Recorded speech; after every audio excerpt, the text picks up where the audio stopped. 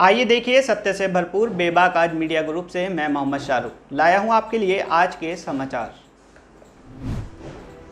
मिर्गी रोग को लेकर आज भी आम लोगों के मन में गलतफहमियां देखने को मिलती हैं।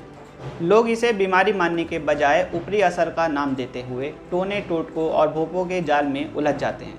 ऐसे में इस बीमारी का सही समय पर इलाज नहीं हो पाता और बीमारी बढ़ती जाती है। WHO के अनुसार विश्व में करीब 5 करोड़ लोग मिर्गी रोग से पीड़ित हैं। इसमें 80% लोग विकासशील देशों में रहते हैं। भाग दौड़ वाले इस जीवन में बिगड़ी जीवन शैली युवाओं को भी मिर्गी का रोगी बना रही है।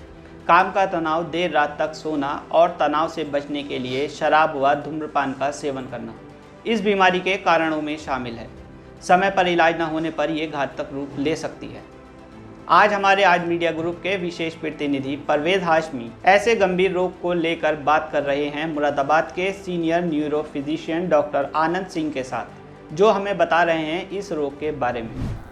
नमस्कार, मेरा नाम डॉक्टर आनंद है। मैं न्यूरो फिजिशियन हूँ। मैं मुरादाबाद में 7 साल से प्रैक्टिस कर रहा हूँ। आज का चर्चा का विषय है एपिलेप्सी। एपिलेप्सी क्या होता है, किस चीज़ को हम कहते हैं कि मिर्गी का दौरा होता है। मिर्गी के दौरे में नॉर्मली जैसे सब लोग जानते हैं, हाथ पैर अकड़ जाते हैं, आंखें चढ़ जाती हैं, दांत बिछ जाते हैं, मुंह से झाग आता है, जबान कट जाती है, पेशाब निकल जाता है, कभी कभी लैट्रिन निकल जाती है।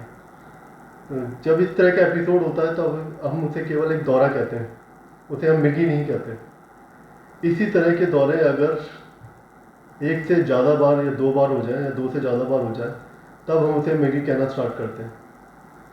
सिंगल दौरे में, एक दौरे में यूजली हम दवाइयाँ नहीं देते हैं, उसे केवल सावधानी बता देते हैं। एक दौरा पड़ने के बाद दूसरा दौरा पड़ने के चांसेस 50 से 60% केसेस में होते हैं। कभी कभी ऐसा होता है कि वो लाइफ में एक बार दौरा पड़ता है, उसके बाद दूसरी बार दौरा नहीं पड़ता। तो ये डिपेंड करता है कि जांचों में, उसके दिमाग की जांचों में, MRI में, CT स्कैन में, EEG में एपिलेप्सी के कोई सिम्टम्स दिखाई देते हैं, साइन दिखाई देते हैं। उसी के हिसाब से फिर उसमें आगे दवाइयाँ दी जाती हैं। इस तरह के मरीजों का थोड़ा सा ख़ास तौर से ध्यान रखना होता है। शुरुआत में 3 से 6 महीने दोबारा से दौरा पड़ने के चांसेस होते हैं, उसके बाद चांसेस थोड़े कम हो जाते हैं। कभी किसी इन तरह की जांचों में, दिमाग की जांचों में अगर हमें कुछ लक्षण दिखाई देते हैं कि दोबारा से दौरा हो सकता है, ऐसे केसेस में हम दवाइयाँ स्टार्ट कर देते हैं, मिर्गी की दवाइयाँ देते हैं।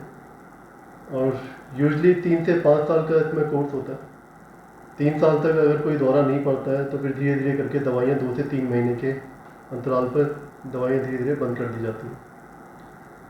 कुछ मिर्गी के केसेस में कभी कभी दवाइयाँ बंद करने के बाद भी दोबारा से दौरा पड़ने के चांसेस हो जाते हैं। तो मरीज को इस तरह की चीज़ें को आपको बताना होता है कि कभी कभी दवाइयाँ बंद करने के बाद भी दोबारा से मिर्गी का दौरा पड़ सकता है।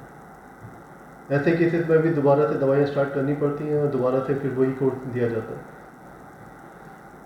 मिर्गी लाइलाज बीमारी नहीं है और बहुत कम केसेस ऐसे होते हैं मिर्गी के जिसमें दवाइयाँ काम नहीं करती। यूजली ये 30% केसेस होते हैं जिसमें दवाइयाँ, आप 1 दवाई देते हैं, 2 दवाई देते हैं, 3 दवाई देते हैं, 4 दवाई देते हैं, उसके बाद भी दवाइयाँ काम नहीं करती। इस तरह के केसेस को रेजिस्टेंट एपिलेप्सी बोलते हैं, रिफ्रैक्टरी एपिलेप्सी बोलते हैं। फिलहाल इस खबर में बस इतना ही। शहर और राज्य की हर छोटी और बड़ी खबर देखने के लिए बने रहिए आज मीडिया ग्रुप के साथ। धन्यवाद।